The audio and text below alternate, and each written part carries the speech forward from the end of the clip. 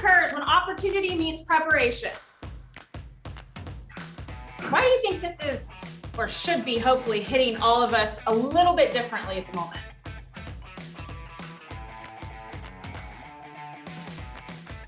Nobody? This is just me. Cool. Well, awesome. Well, because we need to prepare skills, yeah. For the changing market. for the changing market. Yeah.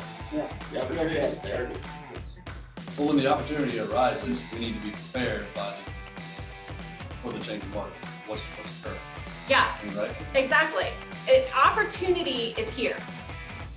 Do you know where I see the biggest opportunity right now, today, as you're sitting here? Sure. Yeah, First time millennials.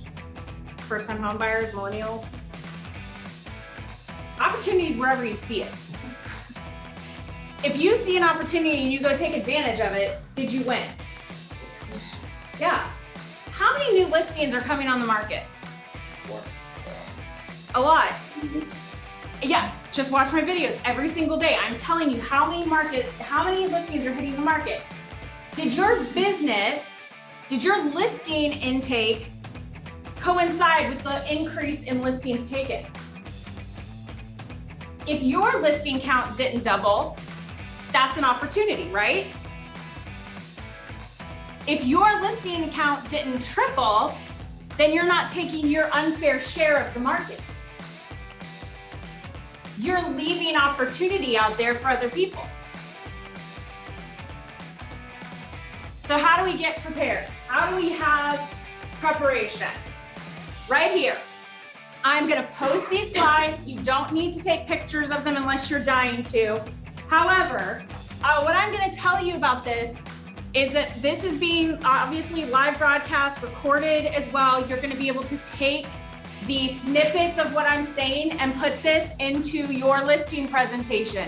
This right here is going to be very much the deciding factor in the coming weeks and months as to whether or not, number one, your listings are gonna sell, number two, how many days on market you're gonna be looking at, and whether you're gonna have a happy seller at the end of this or a really not happy seller at the end of this. All right, so this is, in the last 7 days, we've had 1,535 price reductions in the metro Atlanta area. Now here's the breakdown of what has happened with those 1,500-ish homes, okay? So of those, 1,421 are still active. Okay, so the last 7 days, that price reduction did not magically make that home go under contract. Fair? Fair. Yes or yes? Yes. Awesome. If you look, average days on market. Now, if you average, we've talked about this, you take the whole list, divide it by the number of homes. So you take 1,421, add up all the days on market, and then divide it by 1,421. That's your average, right? So that kind of encompasses the high highs and the low lows. Average days on market right now is 38 if they've had a price reduction. Median, that's if you take 1,421, draw a line right then in the middle of it, and say, what's the middle of the road? That's 27. That's an uptick in days on market, yes or yes? Yes. So the ones that went active under contract, right? So they either have due diligence or something else. What about those? Average 22, median 17. Now here's what I found really interesting. Look at the ones that went active under contract, their average list price, $420, median list price, $399. Go back up to your active, average list price, $549, median $449. And why do you think that is?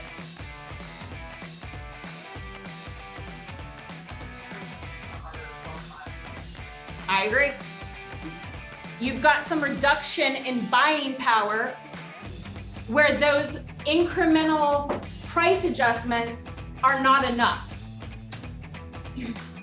Now, here's what's interesting to me. We had 6 price reductions on coming soon. Agents doing their job. Yeah, I mean, like, good for them for getting ahead of it, but like, that's weird. Where were you guys going with that? But in any case, price reductions before they've even hit the market. And we're seeing that in that average 520 to 537 price point right there. Any questions on these stats? You need to add these to your listing presentation.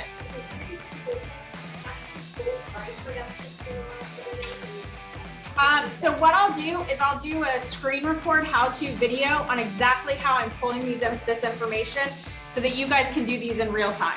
That's a great question, and I'll post that in our closed Facebook group. Yep, absolutely.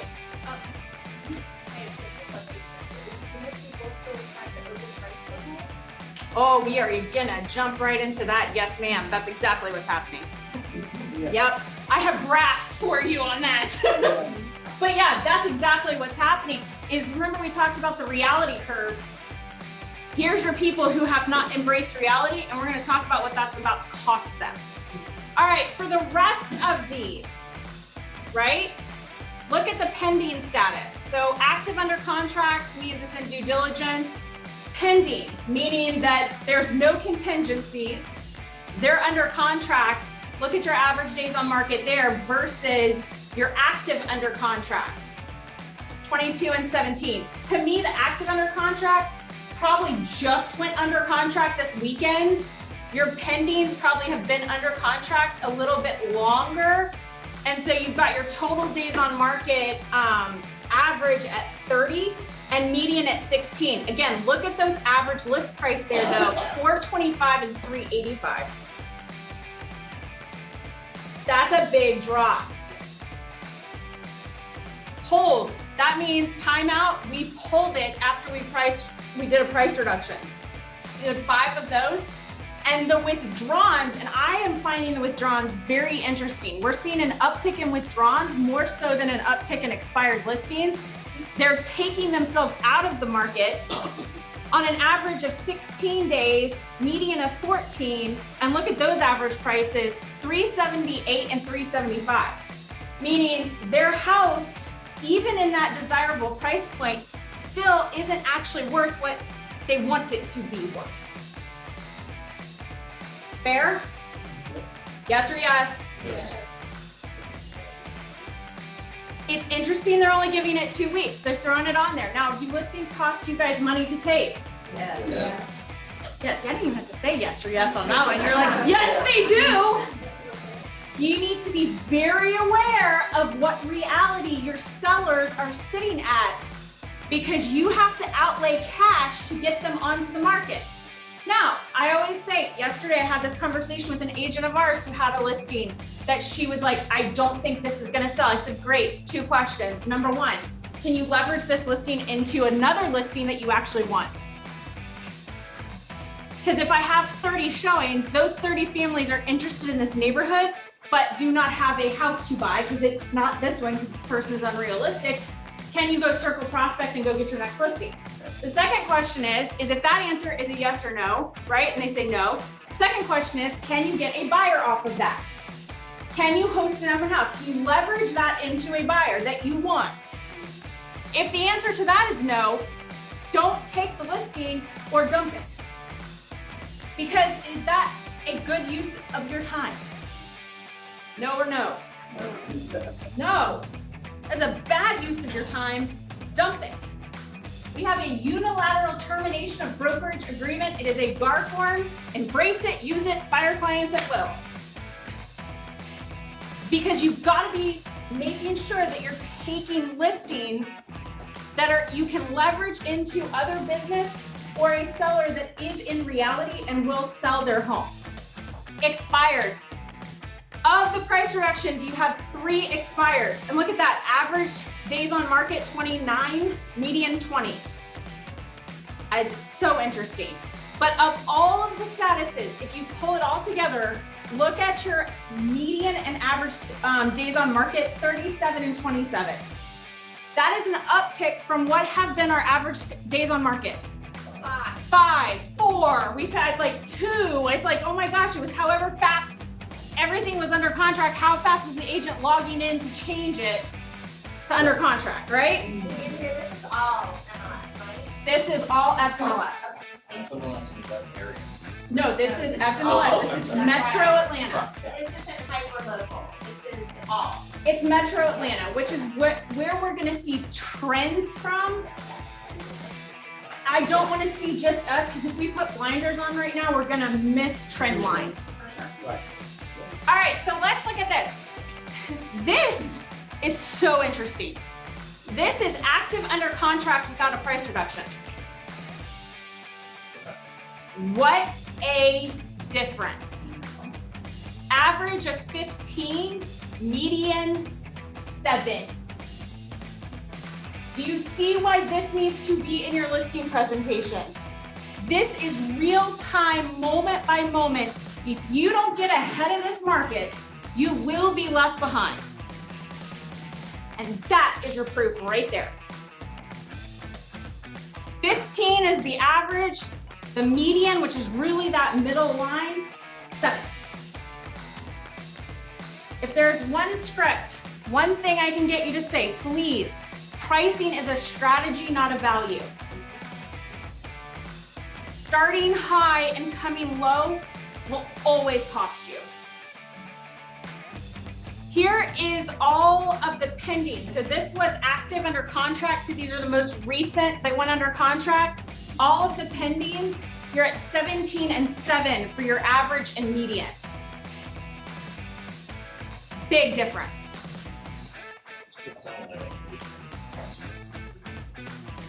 Yep.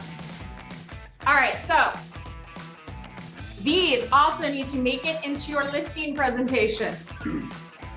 If you have not pulled out your shift book, or if you have never seen it, it's not gonna look like mine. I have a special copy. But pull out your shift book and make sure that you have bookmarked chapter tactic 7, chapter 7, pricing in a shifting market. Page 135. These graphics, again, will be included in this PowerPoint. This is the cost of overpricing in a stable market. Are we in a stable market? No or no? No. No. We are in a changing market and a shifting market. So here's what happens. When the market is stable, you get to have the conversation of what is fair market value, right? That's number 1 on our little graph right here. Then what happens? Seller says, no, I know you said my house is worth 500, but I want 600 for it. I'm convinced if we put it on the market for 600, I'm definitely gonna get that. And you go, sure. And go ahead, build in price reductions, all the things, right? Now, if you haven't had a price reduction conversation in the last 2 years, script practice with Linda and Shauna is Monday, Wednesdays, and Fridays. You need to be on there because those things are rusty. You need to dust them off and dust them off real quick. Because what's happened is, okay, you went ahead and listed it, especially in the last 2 years. You didn't care. You put up a sign and said, have at it. The line starts here. Here you go. I will be the line monitor. That's over. But in a stable market, then you reduced it, right? You had the conversation, and as the listing became quote unquote stale, you got that price reduction, got it close enough to fair market value that what happens? You finally got offers and you closed. What happens in a changing market?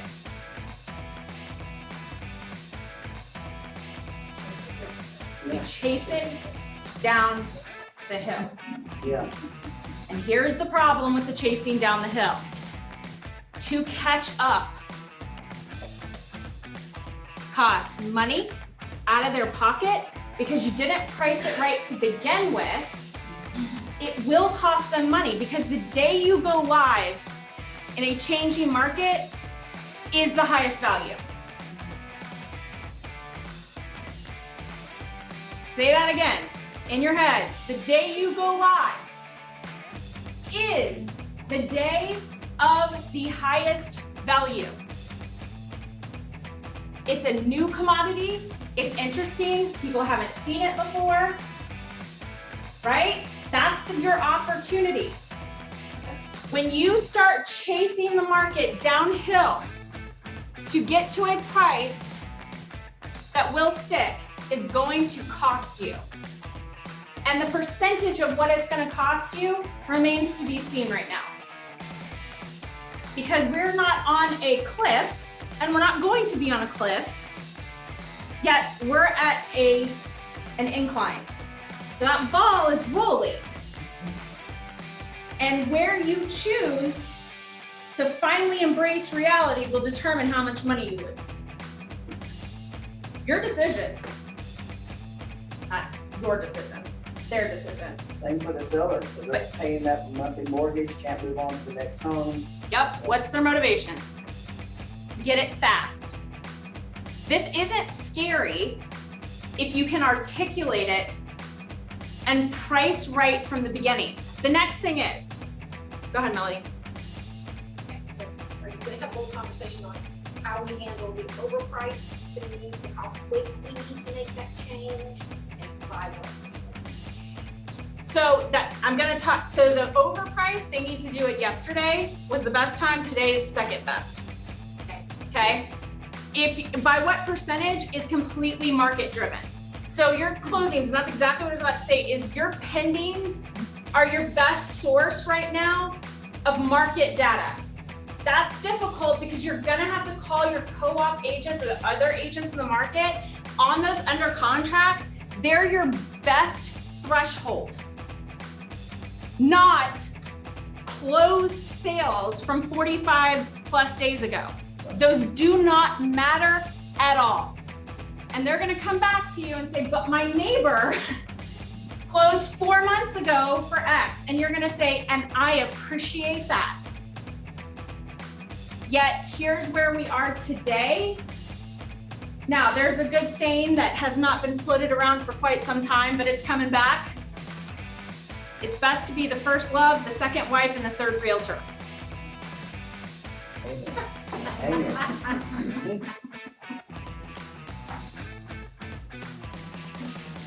First love, second wife, third realtor.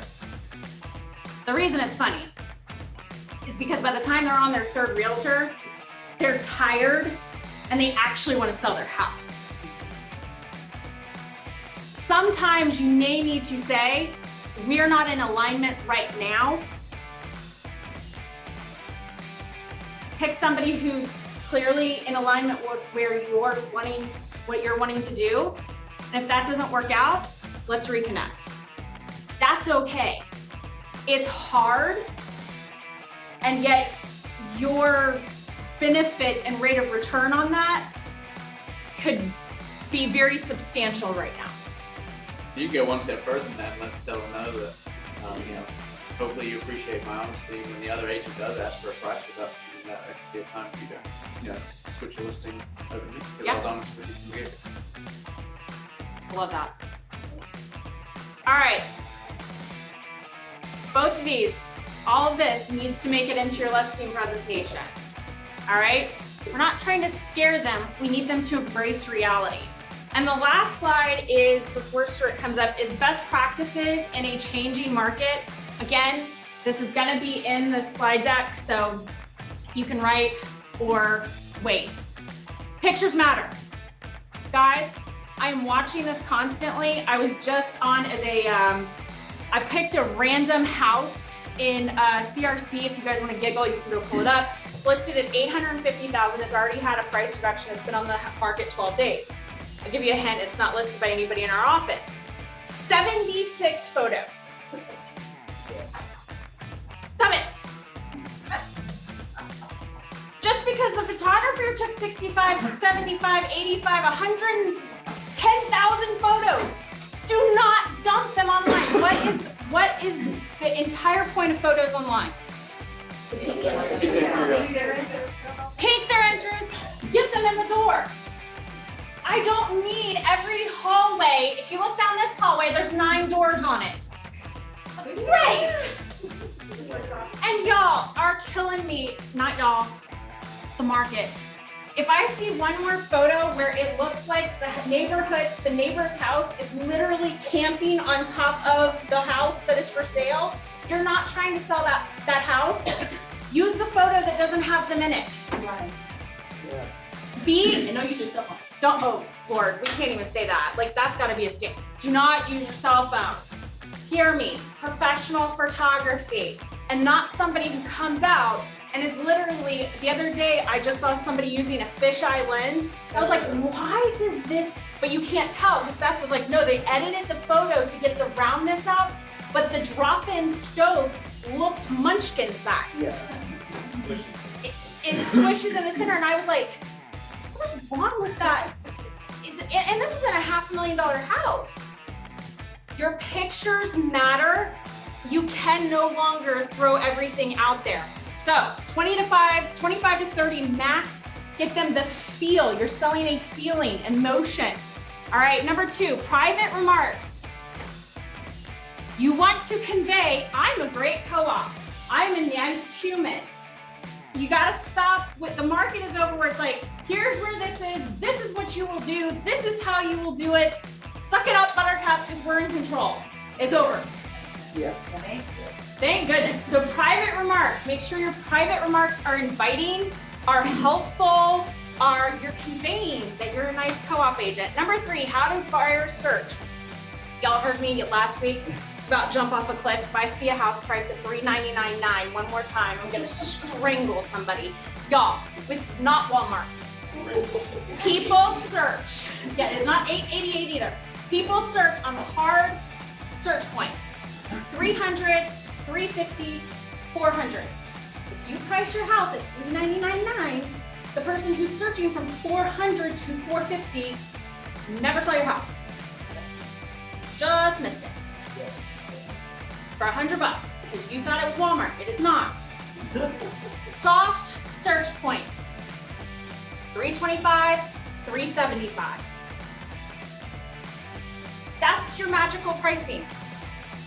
There's no rocket science behind it. What's funny is that same listing in CRC that was already had a price reduction after 12 days, they had originally priced at $860 and had already dropped down to $850. My guess is if they had started there 12 days ago, they would have been under contract and had taken off 76 pictures. The last one is decluttering and staging matter. Logic makes people think, emotion makes them act. You have to make it easy for them to come into the house and it feels like them. These are the most important things right now that you can keep in mind about pricing